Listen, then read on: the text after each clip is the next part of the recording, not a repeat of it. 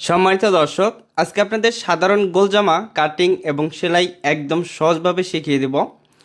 এখানে আমি 3 গজ 4 গিরা পরিমাণ কাপড় নিছি। কাপড়টিকে প্রথমেই দেখেন এরকম বাজার থেকে কেনার পর 2 পাটে ভাঁজ করা থাকে। এখন এই কাপড়টিকে আরেকটি ভাঁজ দিয়ে আমরা 4 পাট করব। দুইটা মাথা এভাবে একখানে রেখে আমরা এইভাবে 4 পাটে ভাঁজ করে নিব, কোনো পাট যাতে ছোট বড় না হয়। এখানে 4 পাট কাপড় আপনাদের আমি দেখিয়ে দিচ্ছি। দেখেন 4 পাট কাপড়। এরপর আমি যেদিকে দাঁড়িয়ে আছি এখানে আটকানো অংশ, সামনের দিকে আছে খোলা অংশ, হাতের এই পাশে খোলা অংশ আর এই পাশে আছে আটকানো অংশ। ঠিক কাপড়টিকে এভাবে রেখে সমান করে রেখে আমরা নিচের দিকে একটি মার্জিন করব সোজা করে মার্জিন করার পর এই মার্জিন থেকে লম্বার মাপ নিব গোল জামার। 3 গজ 4 গিরা কাপড় দিয়ে 47 ইঞ্চি পর্যন্ত লম্বা দিতে পারবেন। এখানে যার যতটুকু প্রয়োজন হয় আপনি নিয়ে এখানে একটি মার্জিন করবেন। আর উপরের থেকে যে কাপড়টা আছে সেটা দিয়ে 3 কোয়ার্টার হাতা হবে। এখান থেকে হাফ বডির জন্য 15 ইঞ্চি নিচে আরেকটি মার্জিন করব একদম সোজা করে। 36 ইঞ্চি বডির জন্য শোল্ডারের মাপ নিব এখানে 6 ইঞ্চি পরিমাণ, একটু নিচেও একই মাপ ধরবো 6 ইঞ্চি। এখানে একটি মার্জিন করে নিতে হবে, এটা শোল্ডারের মাপ। এখন এখানে শোল্ডার ডাউন দিতে হবে 2 পয়েন্ট পরিমাণ, ঠিক এইভাবে। এখন এই নিচের দাগ থেকে ধরে আমরা 6 ইঞ্চি পরিমাণ আর মহলের মাপ নিব 36 ইঞ্চি বডির জন্য। এরপর 36 ইঞ্চি বডির জন্য গলার পাশে নিব 2 ইঞ্চি 2 পয়েন্ট। এটা কাপড় দিয়ে গলা তৈরি করব, তার জন্য 2 ইঞ্চি 2 পয়েন্ট নিলাম। বক্রম দিয়ে তৈরি করলে আরও 2 পয়েন্ট বেশি নেবেন। গলার লম্বা নিতে হবে 5 ইঞ্চি 2 পয়েন্ট, সামনে পিছনে সমান গলা। এটা যদি বক্রম দিয়ে তৈরি করেন তাহলে আরও 2 পয়েন্ট বেশি নেবেন।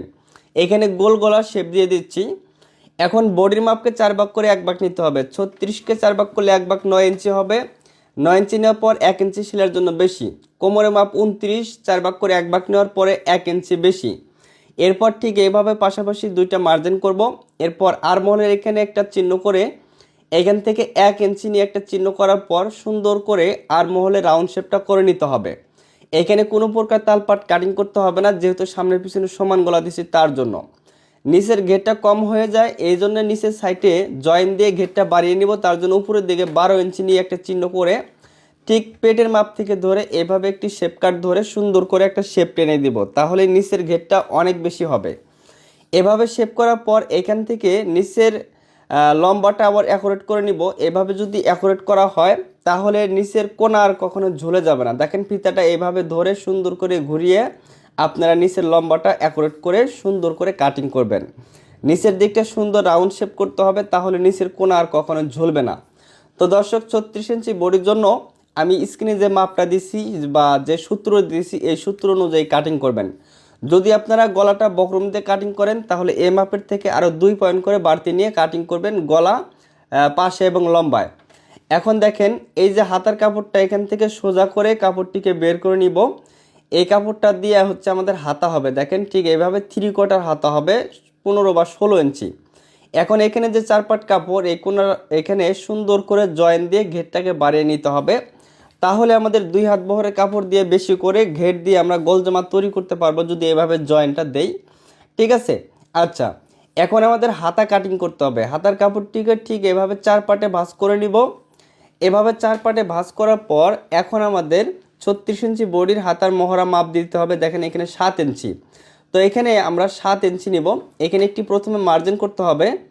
এই মার্জিন থেকে ধরে আমাদের এখন 3 ইঞ্চি পরিমাণ নিতে হবে। দেখেন 3 ইঞ্চি নিয়ে এখানে একটি চিহ্ন করব, এটা হচ্ছে হাতা রাউন্ড শেপ। এরপর এখান থেকে 7 ইঞ্চি নিয়ে একটা চিহ্ন করার পর আরও এখানে মাপ দিয়ে দেখতেছি কতটুকু আসে, 7 ইঞ্চি। আচ্ছা, 7 ইঞ্চি নেওয়ার পর এখানে আরও 1 ইঞ্চি সেলাইয়ের জন্য বেশি নিতে হবে। আরও 1 ইঞ্চি নিলাম, মোট 8 ইঞ্চি নিলাম। 36 ইঞ্চি বডির জন্য সেলাই করার পর 7 ইঞ্চি থাকবে। এইখান থেকে হাতার লম্বা দিলাম আমি 17 ইঞ্চি পরিমাণ, আরও 1 ইঞ্চি বাড়তি কাপড় রাখলাম সেলাইয়ের জন্য। এখান থেকে হাতার মুখের মাপ 5 ইঞ্চি নেওয়ার পর 1 ইঞ্চি সেলাইয়ের জন্য বাড়তি কাপড় রেখে আমরা এরকম একটি শেপ কাট দ্বারা হাতার রাউন্ড শেপটা সুন্দর করে করতে পারবো এইভাবে। এরপরে দেখেন এই দাগ থেকে ধরে এই যে নিচের দাগ পর্যন্ত সুন্দর করে একটা রাউন্ড শেপ করতে হবে, তাহলে হাতা লাগানোর পর হাতার এখানে টান ধরবে না, সুন্দর ফিনিশিং হয়ে আসবে। আপনি যদি এইভাবে হাতা কাটিং করতে পারেন তাহলে হাতা লাগানো খুবই সহজ হবে এবং হাতা লাগানোর পর সুন্দর ফিটিং হবে। এভাবে কাটিং করার পর হাতাটি কাটিং করার পর এভাবে আর্মহোলটা মাপ দিয়ে দেখাচ্ছি। দেখেন একদম অ্যাকুরেট হচ্ছে। আশা করি সেলাই করার সময় কোনো প্রকার সমস্যা হবে না। আচ্ছা, এখন এটা কিভাবে সেলাই করব, গলার পট্টিটা দেখেন তৈরি করব। 2 পাট কাপড় নেওয়ার পর এভাবে 4 পাট করব।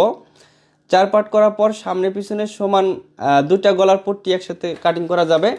এভাবে আটকানো অংশের সাথে মিল করে রেখে এই মাপে গলার পট্টিটা আমরা কাটিং করে নিব। এটা হচ্ছে গলা কমপ্লিট করার জন্য। এখন এখানে চতুর্পাশে 1 ইঞ্চি করে কাপড় রেখে সুন্দর গোল শেপ করে আমরা কাটিং করে নিব এই পট্টির কাপড়টা। একটা হচ্ছে সামনের গলার পট্টি, আরেকটা হচ্ছে পিছনের গলার পট্টি। এভাবে দুইটা পট্টি থাকবে সামনের এবং পিছনের পার্ট মিলে। এখন এই গলার পট্টির কাপড়ের চতুর্পাশে 1/2 ইঞ্চি পরিমাণ ভাঙ্গা দিয়ে সুন্দর করে সেলাই করে নিতে হবে। সেলাইটা করতে একটু কঠিন লাগবে, তবে কাজ করতে করতে অলরেডি সহজ হয়ে যাবে। এভাবে একটা পার্ট সেলাই হয়ে গেলে এখন আরেকটি গলার পট্টি ঠিক একইভাবে একই পরিমাণ ভাঁজ রেখে আমরা সুন্দর গোল শেপ দিয়ে সেলাইটা করে নিব। তাহলে একটা হবে সামনের পার্টের, আরেকটা হবে পিছনের পার্টের। দেখেন এভাবে গলার পট্টিটা যদি আমরা কমপ্লিট করি তাহলে গলাটা সুন্দর ফিনিশিং আসবে। এরপরে দেখেন ঘেরের কাপড়ের সোজা পাশে রাখার পর গলার পট্টির কাপড়টা উল্টা পাশে ঠিক এভাবে রেখে আমরা চতুর্পাশে 1 ফিট করে সেলাই ধরে আমরা সুন্দর করে রাউন্ডটা করে নিব। এই সেলাইটা আঁকাবাঁকা করা যাবে না। সেলাইটা যেভাবে গলা কাটিং করছেন সেইভাবেই সেলাইটা দিবেন, তাহলে গলার ফিনিশিংটা ভালো আসবে। আর খেয়াল করবেন যাতে এখানে গলার কাপড় এবং বডির কাপড় যাতে এক সমান থাকে, ছোট বড় যাতে না হয়। এরপর গলার যে পট্টির কাপড়টা সেই কাপড়ের উপরে নিচের বাড়তি কাপড় সহ একটা চাপ সেলাই দিতে হবে। একদম কিনার ঘেঁষে চাপ সেলাইটা এইভাবে দিয়ে দিব। দেওয়ার পর এই পট্টির কাপড়টা ভিতরে চলে যাবে আর গলাটাতে ঠিক এরকম ফিনিশিং আসবে। এইভাবে আপনাদের দুইটা পার্টই কমপ্লিট করতে হবে। এখানে আমি একটা পার্ট কমপ্লিট করে দেখালাম। এখন সাইডের যে জয়েন্টটা সেই জয়েন্টটাও আমরা দিয়ে নিব। ঠিক আছে, পিছনের পার্টে দুইটা জয়েন্ট, সামনের পার্টে দুইটা জয়েন্ট, দুই সাইডে শুধু। ঠিক দেখেন জয়েন্টটা কিভাবে দিতেছি। এইভাবে সোজা কাপড়ের উপরে উল্টা কাপড় বসিয়ে এইভাবে সুন্দর করে সাইডের জয়েন্টটা দিয়ে গোল জামার নিচের ঘের বাড়িয়ে নেবেন। কারণ হচ্ছে 2 হাত বহর দিয়ে তৈরি করলে ঘের কম হয়। যদি আপনারা একটু টেকনিক করেন এইভাবে সাইডে জয়েন্ট দেন তাহলে ঘেরটা অনেক বেশি হবে। সেই ক্ষেত্রে গোল জামা দেখতে খুবই সুন্দর লাগবে। বা এই যে বেশি করে ঘের দেওয়ার কারণে যখন আপনি হাঁটবেন বা চলাফেরা করবেন তখন কিন্তু পায়ের এখানে টান পড়বে না বা কোনো জায়গায় সহজে ছিঁড়বে না। ঠিক আছে, এভাবে ঘেরটা বাড়িয়ে নিব। সামনের এবং পিছনের পার্ট একইভাবে সেলাই করার পর দুইটা কাপড় এক জায়গায় রেখে শোল্ডার জয়েন করব। শোল্ডার জয়েন কিভাবে করবেন দেখেন, এইভাবে রাখার পর সুন্দর করে দুইটা পার্ট এক সমান করে ধরবেন যাতে কোনো জায়গায় ছোট বড় না হয়। এরপর এখানে একটি বারটেক দিবেন এবং সেলাই শেষে এ পাশে একটি বারটেক দিবেন। এরপরে একইভাবে এ পাশের শোল্ডার জয়েন দেব। এখানে বেশি মোটা করে সেলাই ধরবো না, বেশি মোটা করে সেলাই ধরলে গলার লম্বাটা আবার ছোট হয়ে যাবে। এজন্য 1 ফিট পরিমাণ সেলাই ধরে শোল্ডার জয়েন দিবেন। এভাবে শোল্ডার জয়েন দিলে দেখেন এখানে কাঁচা হচ্ছে। ঠিক আছে, এখানে কিন্তু একদম কাঁচা হচ্ছে। তো কিভাবে পাকা করবেন দেখিয়ে দিচ্ছি। এই কাপড়টাকে এইভাবে ভাঁজ করে দিবেন, অর্থাৎ বাড়তি কাপড়টাকে উপর পাশে ভাঁজ করে দিলাম, আবার এই পাশের গলার পট্টির বাড়তি কাপড়টা এই পাশে ভাঁজ করে দিয়ে সেলাই দিলাম। তাহলে হবে কি আমাদের এই যে শোল্ডার জয়েন্টটা একদম পাকা হবে। ঠিক আছে, সুতা উঠে নষ্ট হবে না। আমি দেখিয়ে দিচ্ছি। দেখেন আপনি যদি এইভাবে শোল্ডার জয়েন করতে পারেন তাহলে গলার এইখানে একদম পাকা সেলাই হবে। তো দেখেন এই যে গলার পট্টিটা একদম পাকা সেলাই হয়েছে, এখানে কিন্তু কাঁচা সেলাই দেখা যাচ্ছে না। আচ্ছা, এইভাবে সেলাই দেওয়া হয়ে গেলে এই গলার পট্টির সম্পূর্ণ কাপড়টা চাইলে হাতে সেলাই দিতে পারেন অথবা এইভাবে মেশিন সেলাই দিতে পারেন। কাপড়টিকে সুন্দর করে বসাবেন। বসানোর পর একটু একটু করে সেলাই দিবেন যাতে কোনো জায়গায় গলার এখানে টান না ধরে এবং ঘুষ না পড়ে। সুন্দর করে বসিয়ে সেলাই করে নিতে হবে, প্রয়োজনে আয়রন করে নেবেন। এখন আমাদের এই গোল জামার দুই সাইডের দুইটা ফিতা সেট করতে হয়। তো সেই ফিতাটা কিভাবে তৈরি করব, ফিতা বা বেল বলা হয়, সেই বেলটা আমরা এখন কাটিং করব দুই সাইডের। এইখানে দেখেন 2 পাট কাপড় নেওয়ার পরে 4 পাটে ভাঁজ করে নিব। নেওয়ার পরে এইভাবে নিচের দিকটা একটু চওড়া থাকবে, উপরের দিকটা চিকন থাকবে। এইভাবে কাটিং করবেন। 20 বা 22 ইঞ্চি লম্বা হলেই হবে। যেহেতু আমার কাপড় কম এই কারণে এই বেলে আমি একটু জয়েন দিয়ে বেলটাকে একটু বড় করে নিব। ছোট করে বেল দিলে কিন্তু হবে না, 20-22 ইঞ্চি লম্বা দিলে হবে। এভাবে দেখেন সমান করে কাপড়টিকে কেটে এই বেলটা আমরা তৈরি করব। দুইটা বেল দুই সাইডের, গোল জামার দুই সাইডে থাকে। এই বেলের সোজা পাশে বসিয়ে জয়েন্টের কাপড়টা উল্টা পাশে রেখে আমরা দুইটা বেলের জয়েন দিয়ে বেলটাকে লম্বা করে নিচ্ছি। আসলে কাজ করতে গেলে অনেক সময় ছোট ছোট টুকরা কাপড় জয়েন করে আমাদের কাজগুলো করতে হয়, যেহেতু কাস্টমার সবসময় কম কাপড় নেওয়ার চিন্তা ভাবনা করে। ঠিক আছে, এরপর কাপড়টিকে উল্টা পাশে এভাবে ভাঁজ দিয়ে উপরের থেকে সেলাই ধরে নিচের দিকটা যেহেতু একটু চওড়া আছে অর্থাৎ মোটা আছে, ঠিক এইভাবে এই যে কোণাটা একটু 3 কোণা করতে হবে। তো দুইটা বেল হবে, দুইটা বেল একই মাপে একই নিয়মে আপনাদের সেলাই করতে হবে বা কাটিং করতে হবে। এইভাবে বেলটা সেলাই করা হয়ে গেলে এখানে বাড়তি কাপড় থাকলে কেটে ফেলে দিব। সমান করে যেভাবে কাজটা সুন্দর ফিনিশিং আসে সেইভাবে আমরা চেষ্টা করব। এই বেলটা এখন এরকম একটা স্প্রোক দ্বারা সহজে কিন্তু আমরা উল্টিয়ে নিতে পারবো। যেভাবে হোক এই বেলটাকে উল্টিয়ে সোজা পাশে নিয়ে আসতে হবে। আর এই যে কোণাগুলো সুন্দর করে উঠিয়ে নিতে হবে যাতে বেলটা দেখতে সুন্দর হয়। এভাবে দুইটা বেল একই নিয়মে আপনারা তৈরি করবেন। এই দুইটা বেল গোল জামার দুই সাইডে থাকবে। আমাদের কোমর যদি কখনো টাইট বা লুজ হয়ে যায় এই বেল দিয়ে আমরা সেটা সমাধান করতে পারবো। এখান থেকে 17 বা 16 ইঞ্চি নিচে আমরা দুইটা বেল লাগাবো। শোল্ডার থেকে 15 বা 16 বা 17 ইঞ্চি নিচে লাগাবো। এখান থেকে বডির মাপ নিতে হবে 36-এর 2/1 18 ইঞ্চি নিলাম। এরপর কোমরের মাপকে 2 ভাগ করে 1 ভাগ নিয়ে ঠিক এইভাবে চিহ্ন করে এই চিহ্ন অনুযায়ী সেলাই আসবে।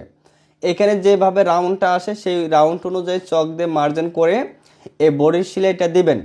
অবশ্যই কাটিং করার সময়ও মাপ দিতে হবে এবং সেলাই করার সময়ও মাপ দিতে হবে। এখন এই যে 16 বা 17 ইঞ্চি নিচে এই ফিতাটাকে এইখানে ভিতরে ঢুকিয়ে দিয়ে সুন্দর করে সেলাই করে নিব।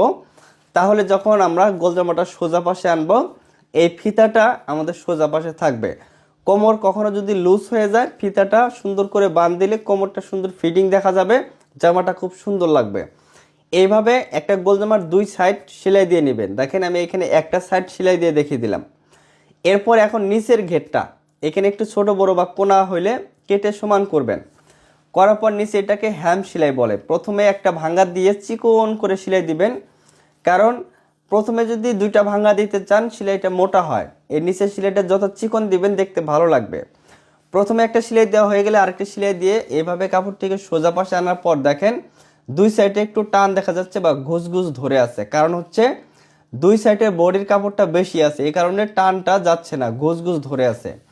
তো এখন আমরা কি করব, এই সাইডে যে বাড়তি কাপড়টা একটু একটু করে যদি আমরা চাকুন কেটে দেই, এভাবে যদি একটু করে কেটে দেই তাহলে দুই সাইডে আমাদের আর ঘুষ ধরবে না এবং টান পড়বে না।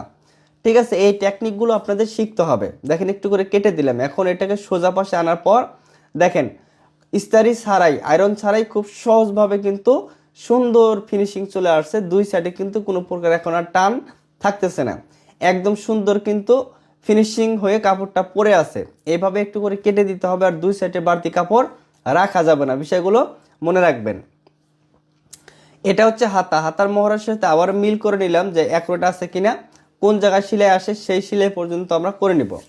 হাতার মুখে দেখেন একটা ভাঙ্গা দেওয়ার পর আরেকটি ভাঙ্গা দিয়ে সুন্দর করে সেলাইটা করে নিতে হবে। একইভাবে দুইটা হাতার কাজ করবেন যাতে কোনো হাতা যাতে ছোট বড় না হয়, এক মাপের যাতে ভাঙ্গা পড়ে, তাহলে হাতার ছোট বড় হবে না। এভাবে সেলাই দেওয়া হয়ে গেলে কাপড়টি উল্টা পাশে রেখে হাতার মুখের মাপ নিতে হবে। এখানে যার যতটুকু প্রয়োজন নেওয়ার পরে একটা বার টেক দিবেন এবং এইখানে এইভাবে মাপ দিয়ে দেখবেন যে মহড়া কোন পর্যন্ত আসে সেই পর্যন্ত চিহ্ন করে এখানে চিহ্ন অনুযায়ী সেলাই দিয়ে আপনারা দুইটা হাতটা কমপ্লিট করবেন একই নিয়মে একইভাবে। তাহলে কোনো আর মহল টান হবে না বা টাইট হবে না। অনেকে কমেন্ট করেন এক পাশের হাতার মহড়া টান ধরছে আরেক পাশেরটা লুজ হয়েছে। যদি আপনারা একই নিয়মে হাতাটা সেলাই করতে পারেন তাহলে কিন্তু দুই পাশের আরমহল একই রকম থাকবে। ঠিক আছে, এভাবে হাতাটাকে আমরা এখন সোজা পাশে আনলাম, একইভাবে দুইটা হাতাই কিন্তু কমপ্লিট করলাম। দেখেন এখানে যেহেতু তালপাট কাটিং করতে হবে না, তাহলে যে কোনো একটা হাতা এক পাশে লাগিয়ে নিলেই হবে, সমস্যা নেই। হাতা লাগানোর আগে এইভাবে মিল করবেন। আপনি সাইড থেকেও হাতাটি লাগিয়ে নিতে পারেন অথবা শোল্ডার থেকেও লাগিয়ে নিতে পারেন, যার যেভাবে সুবিধা হয় সেভাবেই হাতাটিকে লাগাবেন। সবসময় হাতার কাপড়টা উপরে থাকবে, বডির কাপড়টা নিচে থাকবে, তাহলে হাতাটা অ্যাকুরেট মিলবে। অনেকে বডির কাপড় নিচে রাখেন হাতার কাপড় উপরে রাখেন, তখন কিন্তু হাতাটা সহজে মিলে না, সমস্যা হয়। এ কারণে সবসময় হাতার কাপড়টি উপরে রেখে বডির কাপড়টা নিচে রেখে এইভাবে হাতা জয়েন করবেন। হাতা জয়েন্টটা বোঝানো একটু কঠিন হয়ে যায়, তারপরও চেষ্টা করলাম। অবশ্যই যদি আপনারা চেষ্টা করেন 10 দিন করতে করতে একদিন ইনশাআল্লাহ ভালো হয়ে যাবে।